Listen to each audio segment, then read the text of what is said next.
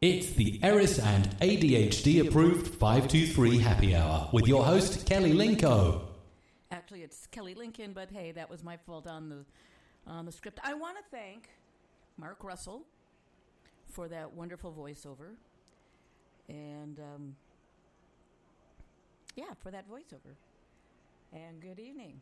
Welcome to the 523 happy hour with me, Kelly Lincoln, your host, and what a week, what a week, what a week, what a week, what a week, what a week, what a week, what a week, what a week, what a week, what a week, what a week, what a week, what a week, what a week, what a week, what a week, what a week, what a week, yes, indeedy roo. This is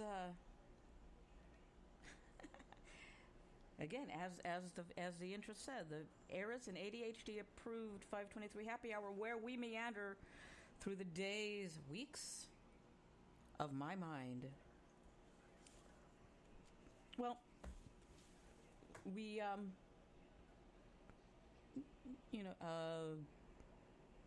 what can I say? I'm hemming and hawing here because, oh my God, I have a script in front of me. I had to get new reading glasses because the ones I had were actually just weak enough that I was squinting through them, which is not a good sign. So I had to get some more powerful reads. More powerful helps to read. Age,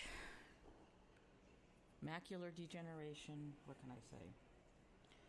This is going to be another good week. I actually have a hero of the week.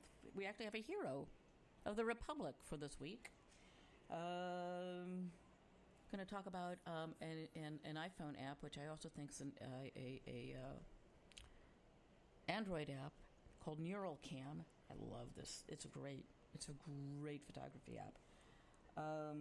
Got 2 words of the week, got a word of the day, and a slang of the day. So you're in for a double treat. Also, up on deck is an old American folklore story called Brer Rabbit and the Briar Patch. It's one of the Uncle Remus stories. We don't read these too much because we consider, well, they were written by a white guy. But if you read them without the this particular version that I will be reading as an allegorical, metaphorical story about thWimp 45, doesn't use the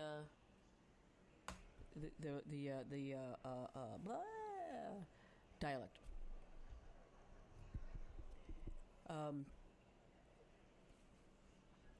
And the reason I'm using this as an we'll be using the story as an allegory. I'll explain it too when I get around reading it. But and then there's some other good shit around here, like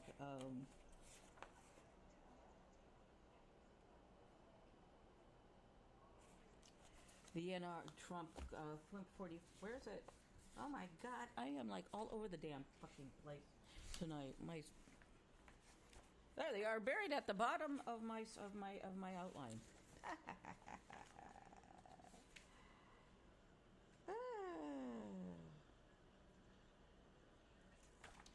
Well, as you know, I try and stay away from.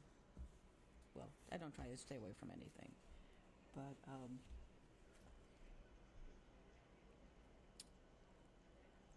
so I was. Neural Cam. It's a iPhone, Android app. Let me go check this out. Neural Cam should be on, and it's like a really great. And sorry about this. I keep going off axis for you. That's why I keep drifting in and out vocally.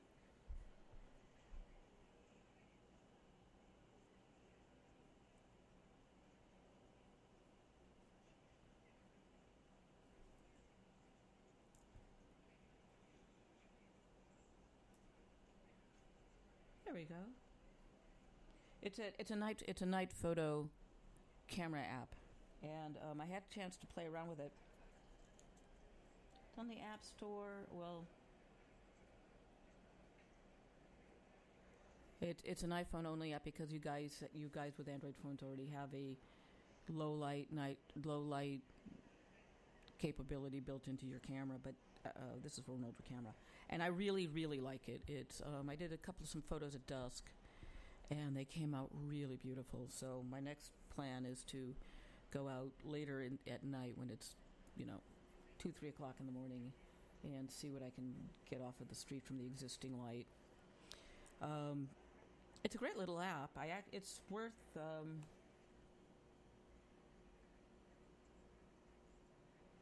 it's only like $2 or something like that. It's like $3, $2.99 on the App Store, and it's really well worth it. And it gives you some beautiful, beautiful night shots.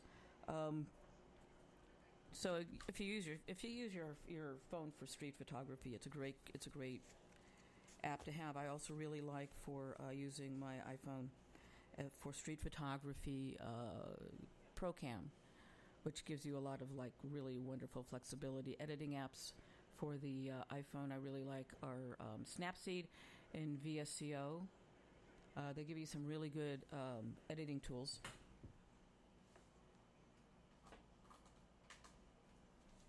As I reach over to grab my phone, I can. They allow you to. It's like having little Photoshop on your phone.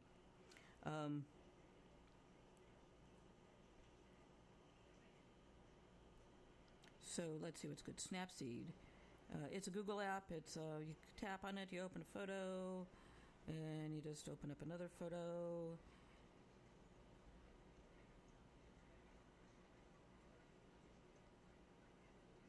And you got tools. Now there's some really cool tools on Snapseed, so you really should check it out. You can tune the image to curves. You can like do some really fine tweaking of the app of your photos with curves, white balance, contrast. Then filters. But playing with curves is just like the best because it allows you to really tweak your photos. In fact, a friend of mine actually did a gallery show of her photos that she did completely on her phone and did all her post-processing in Snapseed. So if you can get a gallery shot and tweak your photos, it's absolutely perfect. It's great. I love it. What else? So, and the other good thing about having an app that will take really nice photos in low light is that you don't have to worry about the pictures looking grainy or the lot of digital noise on it, which is important. You've got these photos, these cameras and phones that can take these that have a high ISO, but when you get into a lower light, when it starts to get darker, the wider you open the aperture, the opening, and the more light you let in so you can get that shot, the more digital noise you're going to have in the image, and then it just looks really shitty. I know because I've done a lot. I have a lot of shitty low light photographs to prove it. And so it's what you get when you thinks you know it all. And I got all my grainy photos off of a digital camera, not from my phone. So yeah, it's gotta check the app out. Like I said, it's an iPhone app. It's up in the App Store for $3, $2.99. Well worth it. Well worth it. Again, and Snapseed's a free app, and another really good video editing app is called VSCO.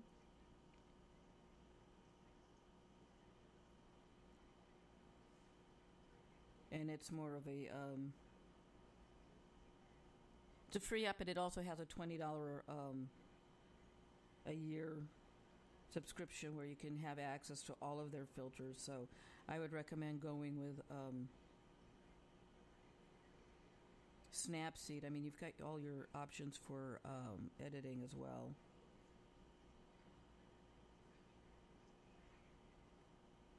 And that's basically just, yeah, I'd say.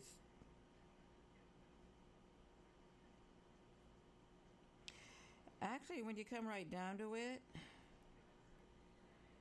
the features on Snapseed are like really better than VSCO, so I would go with Snapseed for your for all your photo editing needs.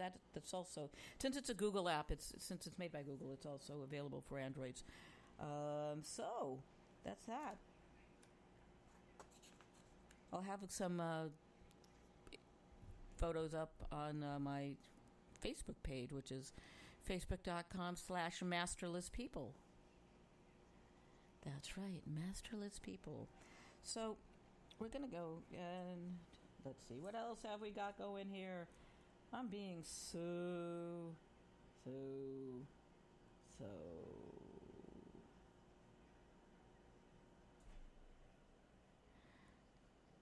I need some transitional music. Hang on. This is going to be a disaster. And now for word of the day. And the word of the day is hubris. HUBRIS, hubris. You might have been hearing this word a lot in the news in response to talking about, thWimp 45. Another way that we know of hubris is pride goeth before the fall. And the definition of hubris is excessive pride or self-confidence. And in the Greek tragedies, and you can usually see this to carry over into modern dramas, where the overconfident character ends up getting their own due. And in Greek tragedy, it is excessive pride towards or defiance of the gods leading to nemesis. And Nemesis is actually the goddess of restorative justice. She is the righter of wrong. She is the one that sets things back on the right path. It is not, the Joker is not Batman's nemesis because the Joker doesn't set things back on the path of to justice. Or does he? Now, Batman is the Joker's nemesis, and Superman is Mr. Mictoplex's nemesis because he's there to set things right. But we have a tendency to take everything that's feminine and make it male, so you can't see what I'm doing right now. And the slang word of the day is, and actually it's a phrase. It's another 19th century slang phrase, which I like. I like using obsolete slang because it's much more colorful, widens the vocabulary, and you can swear without worrying about being censored or getting into trouble. This is and the slang word of the week is acknowledge the corn. And acknowledge the corn means to admit to one's own lies. And we have on a regular basis, especially with this release of this so-called transcript or this readout or whatever you want to call it of the phone call that thWimp 45 had with the president of Ukraine, that is him acknowledging the corn. Because he tattled on himself. He snitched. He is his own snitch. And so, all the whistleblowers complaint did was confirm what was in that phone call. So just remember, never tell on yourself. Never acknowledge the corn. Never tattle on yourself. But prideful people have a tendency to snitch on themselves. They want the world to know what they did, so they talk about it. Bigly talk about it.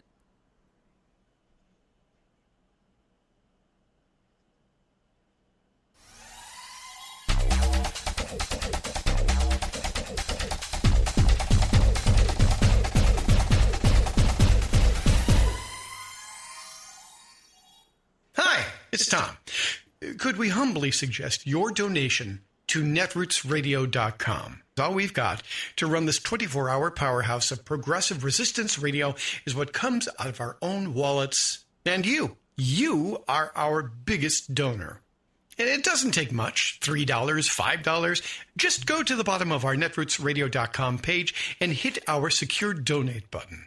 Heck, you can even make a recurring contribution, and you'll get a wondiferous pair of Netroots radio stickers for application to your backpack, your bumper sticker, or your banjo. Well, it's up to you which backpack you want to put it on. So donate what you'd like at the bottom of our netrootsradio.com's homepage, because you are our biggest donor. netrootsradio.com. Together, we are Resistance Radio.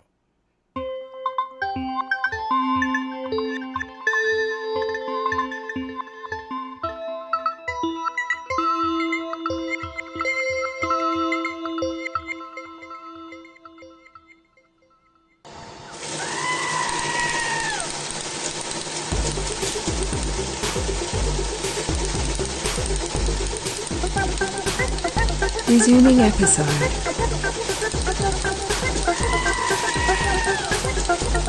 Resuming episode.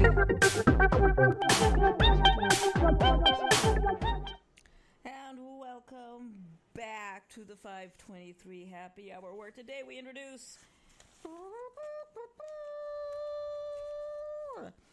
Heroes of the Republic.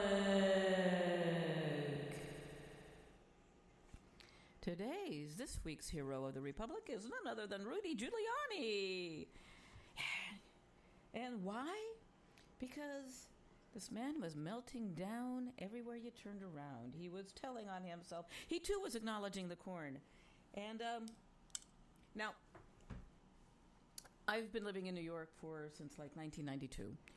And so I remember, I survived his mayoralship. And it's kind of sad seeing him devolve the way he has devolved over the past several years. I guess the concept, it's warm in my studio.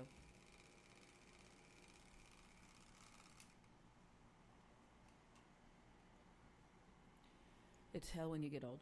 So it's kind of pathetic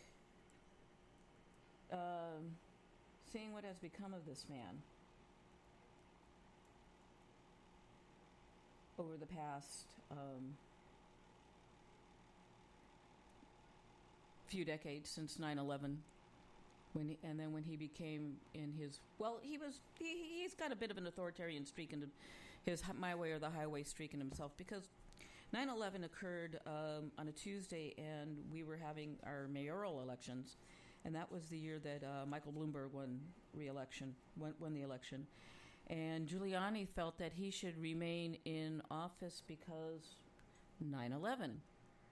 We can't change mayors in the middle of a blah, blah, blah, blah, blah, blah.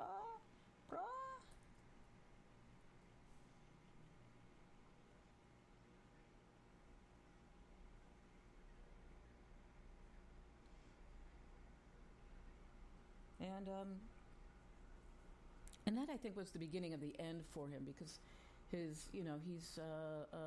been associated with some rather unsavory characters since, which is kind of ironic considering that he became a lawyer and went into the Attorney General's Department of Justice to distance himself from his father, who allegedly was in the mob. And here we are with Rudy being all mobbed up with thWimp 45. And this is Giuliani. This is another reason. This is Giuliani awarding himself the cracked chamber pot.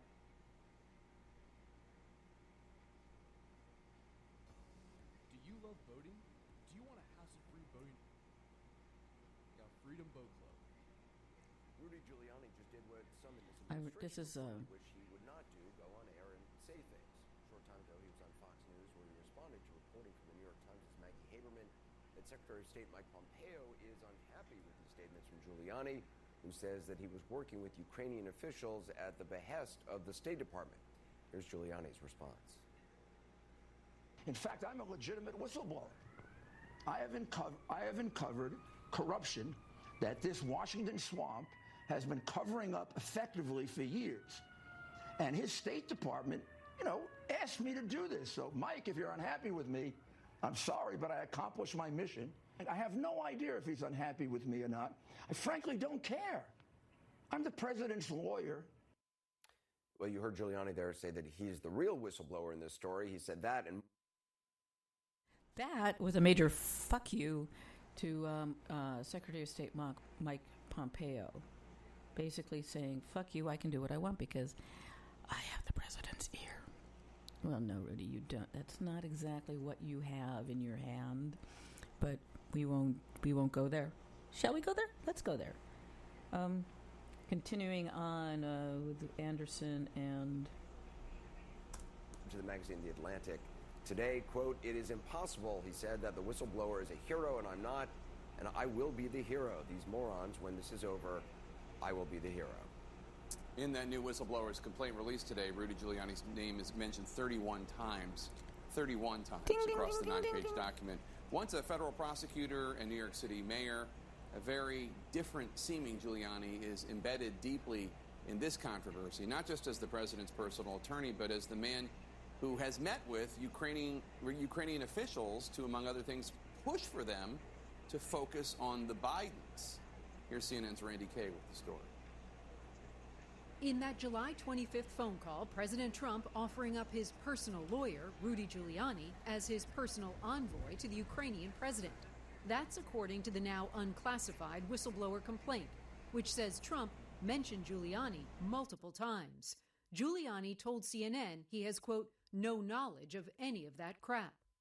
And true to form, Giuliani's gone on a Twitter attack, calling the whistleblower's information questionable and targeting Democrats and the media, too. Meanwhile, according to the complaint, about a week after Trump's call with the Ukrainian leader, Giuliani traveled to Madrid to meet with one of President Zelensky's advisors about the cases they had discussed. Complete nonsense. First of all, I never knew about the $250 million military aid. When you read the Times version, there's no mention of $250 million. There's no mention of military aid. There's no quid pro quo. The president of the Ukraine says, I wasn't pressured. End of case. I know. Over. This case is anything but over. The complaint says multiple U.S. officials told the whistleblower they were deeply concerned about Giuliani's actions, and that State Department officials, including 2 ambassadors, had spoken with Giuliani in an attempt to contain the damage to U.S. national security. In response, Giuliani told CNN at no time did either one of them say they wanted to contain the damage. It's all vintage Giuliani. Since signing on with the White House for the Russia investigation, he's given dozens of rambling interviews that are quick to go off the rails. Shut up, moron. Shut up. Okay, hold on. Shut up. You don't know what you're talking about. Sometimes contradicting himself within seconds. Did you ask the Ukraine to investigate Joe Biden? No, actually I didn't. So you did ask Ukraine to look into Joe Biden? Of course I did. You just said you didn't. And with Ukraine, he's once again peddling wild conspiracy theories. You know what you're going to find out? It was Ukrainian collusion with Hillary Clinton. Well, what we're finding out right now is $1 million that for, an intel and Joe official... Biden and the Joe Biden family has been selling. Nice. It's written in books. You just won't read it. It's all over the internet. Go read it. All over I have the proof. Randy Kay, CNN, New York. And joining me now to discuss, CNN legal analyst and former Nixon White House counsel. Well, I guess that's, well, what can I say? We are seeing and hearing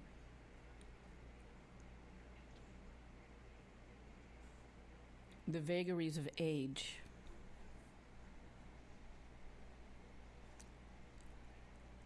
You know, and frankly, this is kind of the reason why I wanted to see somebody younger than myself in the White House. They may be just as confused, but at least I will know it will be because of youth and not because of potential mental decline. And so Even with that, Rudy Giuliani still gets the Cracked Chamber Pot Award as a hero of the Republic. It's a glorious award. I mean, there's no other award like the glorious Order of the Cracked Chamber Pot. And that award will be up at the Facebook.com page, Heroes of the Republic. We have no Net Kooks of the Week because there's only so many times that... Oh, there is a Net Kook of the Week, but you have... You have to go all the way back to Obama derangement syndrome for this one. I hang out on a forum called the Fogboat. It's a wonderful, wonderful place. A lot of smart people there. And we talk about all sorts of things. And I came upon the forum during during Obama and the Orly Tates issue. And there's another crackpot by the name of Walter Fitzpatrick. And God bless you, Walter. I am so honored that you've felt it necessary to infiltrate the forum, because after all, we are just really evil, wicked, nasty people, and that you had to out us and our outing coming up. Yeah, it's too bad I can't go, because you know something, I really would like to meet you. I think deep down inside you're a pretty nice guy, but a little confused, to be honest about it.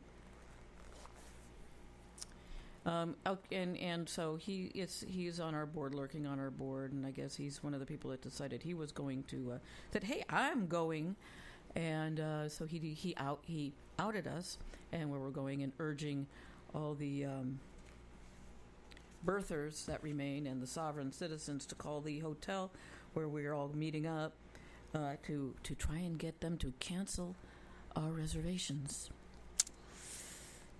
You know, they're really right. Snowflake tears of the right wing is really, they're not that tasty, really. They're a little too salty. You know, they're kind of like sick. They're not, they're salty like the ocean. You know, when you add a little too much salt to your spaghetti and that's all you taste with the spaghetti. I did that tonight with my dinner. I had a little too much spaghetti. But we have with Rudy Giuliani crackpot theories. He might be QAnon. We don't know. We do know that he is no longer America's mayor, which is really kind of sad.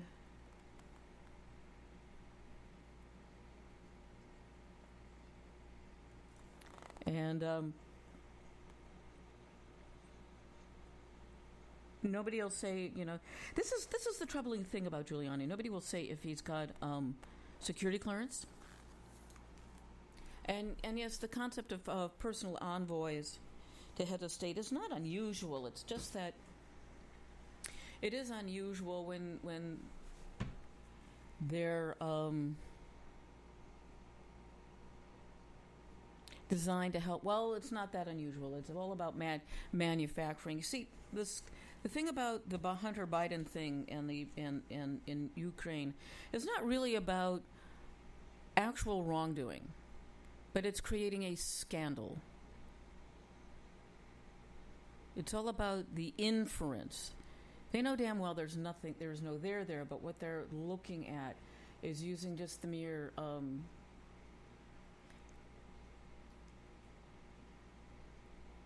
fragrance of an impropriety to smear Vice President Biden.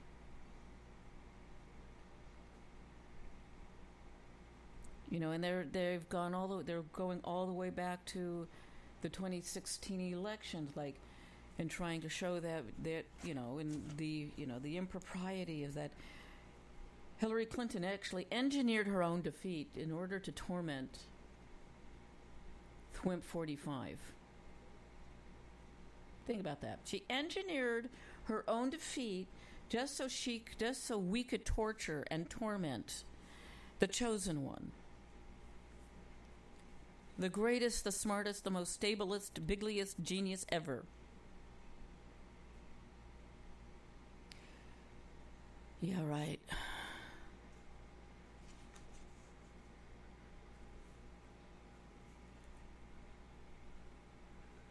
And,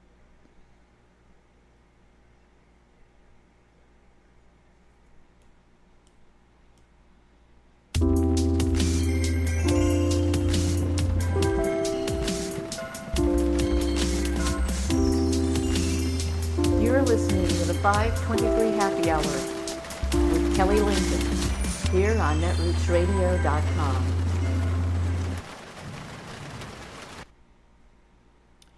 And, Brer Rabbit and the Briar Patch. So Brer Fox had caught Brer Rabbit, and this time Brer Fox said he was going to cook Brer Rabbit and eat him up for good. Brer Rabbit was mighty scared. He begged, "Oh, Brer Fox, I don't care what you do with me, so long as you just don't throw me in that briar patch over there. Go on and barbecue me up, Brer Fox, but please don't throw me in that briar patch."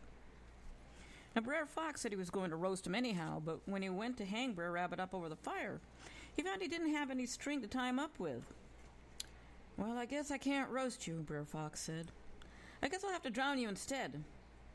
Brer Rabbit pleaded, "Oh, Brer Fox, go ahead and drown me then, just so long as you don't throw me into that briar patch." "Well," said Brer Fox, "it looks like there's no water around here to drown you in. I guess I'll skin you instead." "Okay, Brer Fox, no problem," chattered Brer Rabbit. "Go ahead and skin me. Cut my eyes out, cut off my legs, just don't throw me in that briar patch."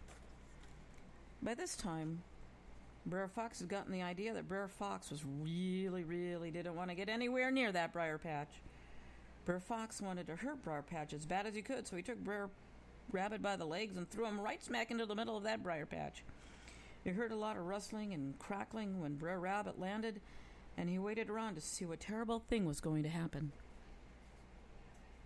But a few minutes later, he heard somebody calling, "Oh, you-hoo, Brer Fox, over here!" And he looks, and he sees Brer Rabbit sitting on a rock, combing the tar out of its fur with a stick. "Didn't you know, Brer Fox?" called Brer Rabbit. "I was bred and born in the briar patch. Bred and born!" And he hopped away. And as I said, that is a metaphorical, allegorical story about thWimp 45. And why? Because he tells on himself. That briar patch, that troop, thWimp 45 is the fox. And the truth is Brer Rabbit. And no matter how hard he tries to kill the truth, he ends up throwing truth into that briar patch, which is the intertubes, which is the public domain. And it escapes, leaving Brer Fox scratching his head, vowing, "I'll get you next time if it wasn't for you damn kids." But it doesn't matter. It's always going to be the same thing, and we see this, and we saw this over and over and over again. He was always telling on himself. He was always throwing Brer truth into that Brer truth into the briar patch of the internet, where it lives forever. You can just look at Donald Trump's real Donald Trump over at deletedtweets.com. It's a fascinating website where you can look at everybody's deleted tweets if they're famous enough for it. And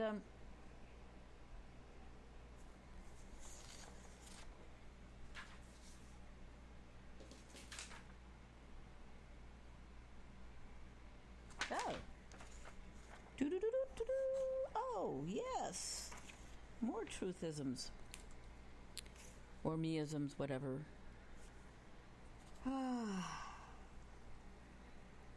We have, I have, you have, we have so much more.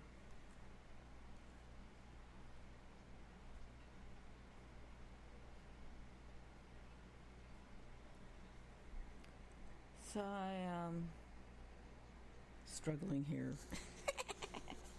There's so much to say and so little time. Oh yeah.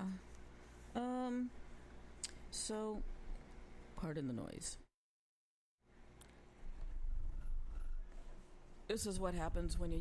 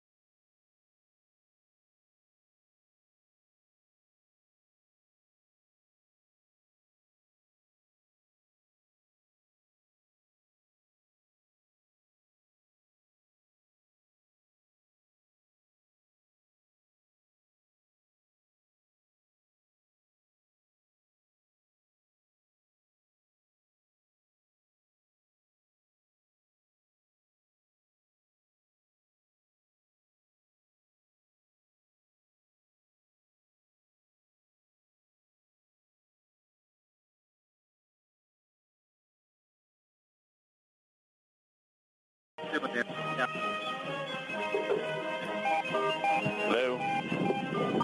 Got another question here from the AP. Is anyone still there? Yeah, the audio's breaking up. Real stellar control of the White House.